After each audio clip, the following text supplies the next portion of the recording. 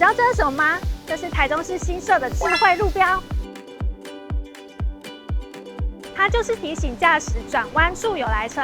透过无线技术侦测来车，面板会显示侧向来车等警示文字讯息，及时预警用路人小心来车，补足夜晚巷弄因光线不足造成警示牌能见度下降的问题。全台中已经设了41处这种智慧路标，还会根据地点特制显示文字，成为每个用路人的千里眼。那你知道如果没有红绿灯要怎么判断主干道吗？很简单，如果看到地板设有停让标线，或旁边设有停让标志，或是有展红灯的路口，就是知道，